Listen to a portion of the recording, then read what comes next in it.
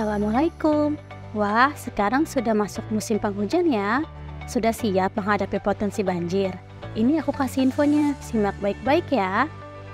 Sebagai pengantar, Indonesia merupakan negara beriklim tropis. Indonesia memiliki dua musim. Yang pertama, musim kemarau. Yang kedua, musim penghujan. Musim hujan adalah periode di mana terjadi peningkatan curah hujan di suatu wilayah. Curah hujan yang tinggi bisa menyebabkan sungai meluap, dan jika ada sumbatan, maka bisa terjadinya banjir. Kamu tahu nggak apa itu banjir? Banjir adalah peristiwa bencana alam atau non-alam yang terjadi ketika aliran air yang berlebihan merendam daratan. Mengutip data dari BPS Provinsi DKI Jakarta, data banjir di Jakarta selalu terjadi setiap tahunnya. Beberapa daerah rawan banjir tersebar di beberapa titik di kota Jakarta, seperti Pluit, Pademangan, dan Rorotan. Banjir bisa terjadi karena curah hujan yang tinggi. Kedua, pemanasan global yang menyebabkan lapisan es mencair, penebangan hutan secara liar, dan sistem drainase yang buruk akibat buang sampah sembarangan. Banjir bisa menimbulkan dampak yang besar loh, seperti adanya korban jiwa, kerusakan properti, kerusakan lingkungan, dan krisis air bersih. Sebagai informasi, bencana terdiri dari 3 siklus. Yang pertama, pra-bencana, saat bencana, dan pasca bencana. Sebelum terjadi banjir, kita harus ngapain sih? Terutama untuk ibu hamil. Yuk simak terus.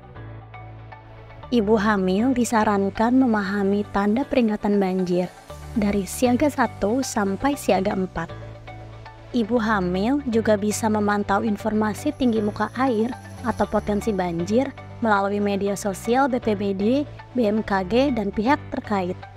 Nah, yang paling penting adalah mempersiapkan tas siaga bencana untuk ibu hamil.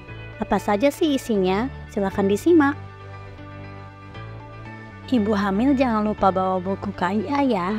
Dan jangan lupa siapkan paket bersalin seperti pakaian ibu dan pakaian bayi.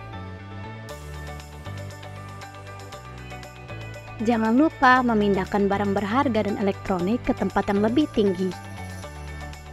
Ibu hamil juga disarankan untuk menyimpan dokumen dan surat penting dalam bentuk soft file.